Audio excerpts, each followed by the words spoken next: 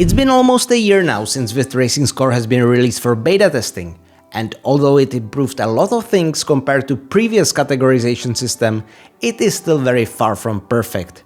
In this video I will present what I perceive as 5 biggest problems with the current state of Zwift Racing Score and offer my solutions for them. And the first one is that we have a single value for all types of races. That is a system that works only for a very small subset of riders. Imagine that you are a pure sprinter who mostly races flat courses. In such case, your racing score is calibrated to your flat riding ability. But if you then enter a hilly or mountainous race, your racing score is way too inflated for such a course, and that means that you cannot compete whatsoever. And I'm not talking about winning, by the way. No one is ever entitled to being able to win a race.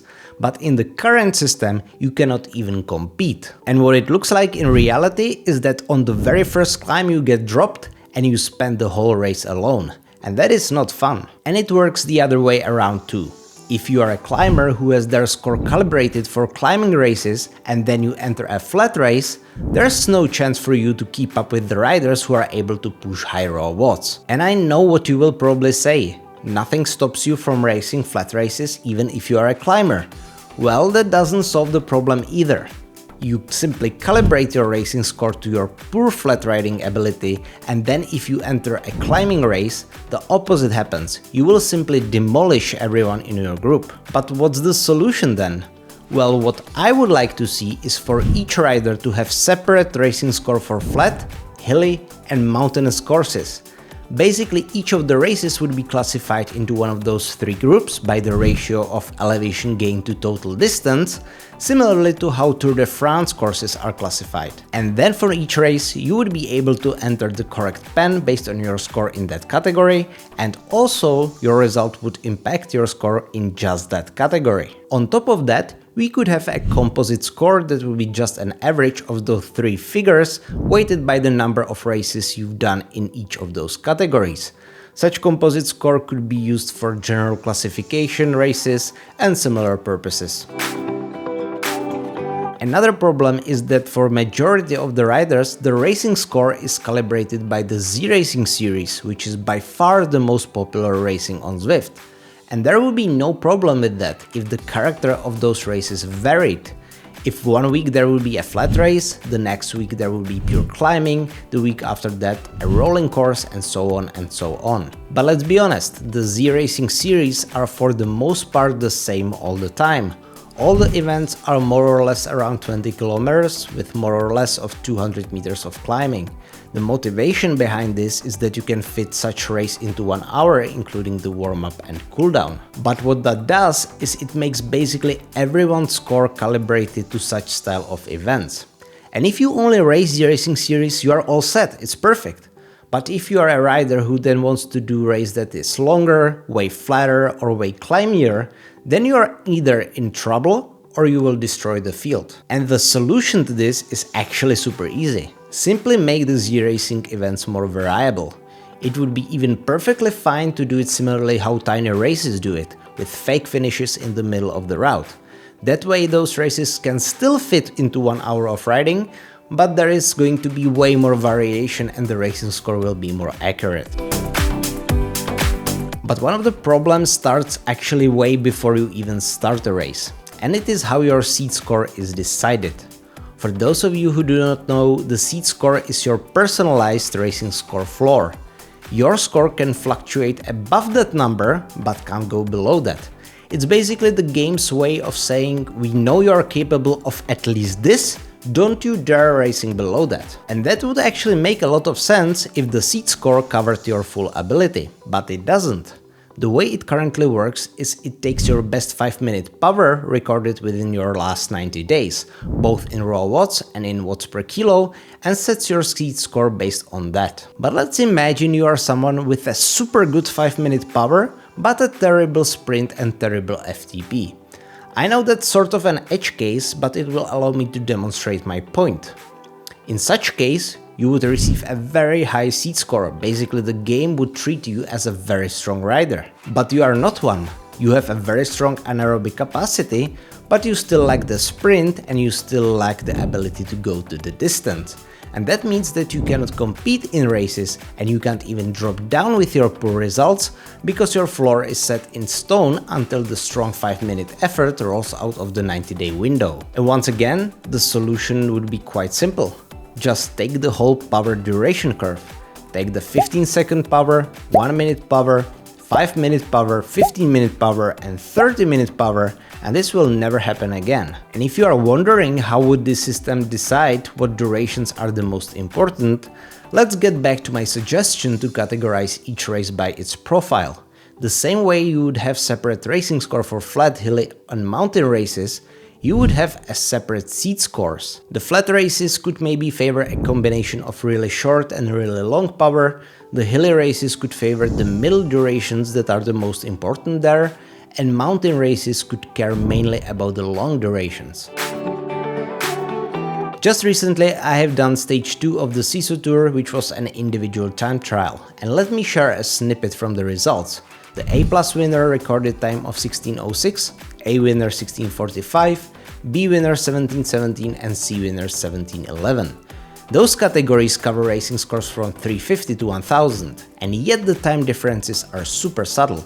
It is only when we go to D and E the categories where the differences become bigger, as you would expect. There is still a big overlap of riders of all abilities within the first 3 categories, and that shouldn't happen because the categories themselves are already fairly broad. I thought it would settle down after a year, but it didn't. I already mentioned one of the culprits. It is entirely possible those riders are correctly categorized for whatever style of racing they do often, but when they enter a race with longer, more sustained effort, their categorization is off. And the second problem is that there is a lack of racing score decay and also lack of seed score memory past the aforementioned 90-day window. When the racing score launched, there was actually a decay implemented to account for detraining based on inactivity. But in October 2024, Zwift turned the decay off with the following comment. The original intention with decay was to account for decays in fitness after going an extended period of time without riding. After evaluating the functionality and reviewing feedback, we have decided to disable decay for now since it doesn't seem to be providing the intended value. We may turn this back on later after making some improvements to the mechanism. But they didn't, and what that means is if you get sick or injured, you are stuck in a bracket in which you cannot compete in, and you first need to suffer through many races in order to get your racing score down to a more accurate level. I'm not sure what were problems with the decay as it was originally implemented. I personally thought it was fine, but I really think there should be some sort of decay. Even if it's capped, I think it will be better than what we have now. On the opposite side, there is the problem with the 90-day window for seed score setup.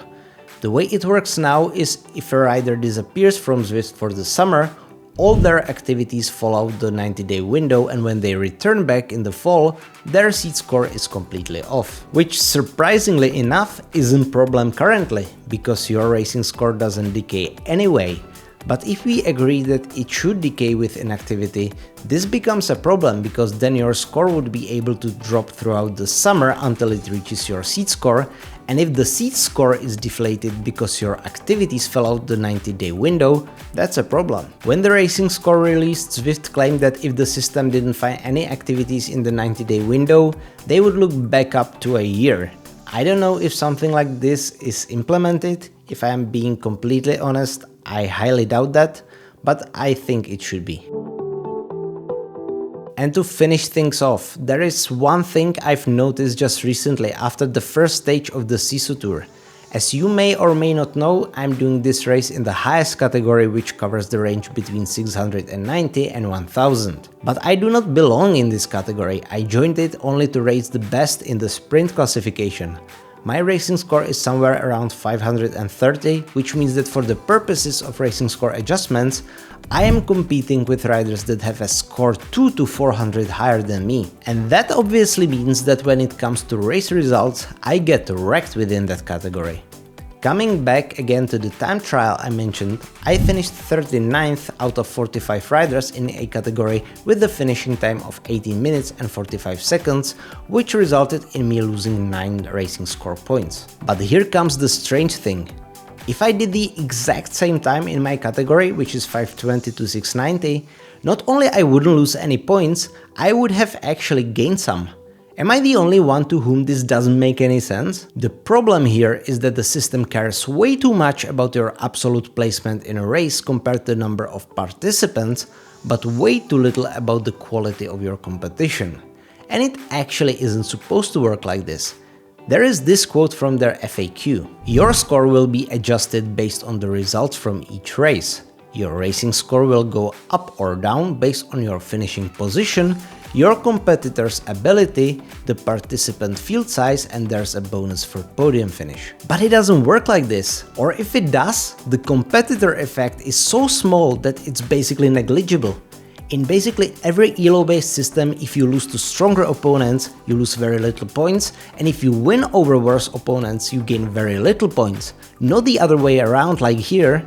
I shouldn't lose points when fighting harder opponents, when with the same result I would have gained points if I race weaker ones. That doesn't make any sense. And you might say, well, then don't race in way too high category. Duh. Yeah, I probably won't. But you know who will? Everyone who will want to tank their score to send back races. And I'm sorry I'm giving a roadmap how to do so to wider public now, but I feel that pinpointing this issue is only way for a potential fix. So those were my issues with the racing score. I know that this video has been a little ranty, I expect there's going to be one hell of a discussion under this video, but let me repeat, I think in general this system is good. It just needs some tweaking before the next season starts. Let me know in the comments what would you change about the racing score. If you like this video, subscribe, and since I've been talking about the Sisu Tour so much in this video, check the first video from the 4-part series in which I'm racing the best riders for the title of the best sprinter.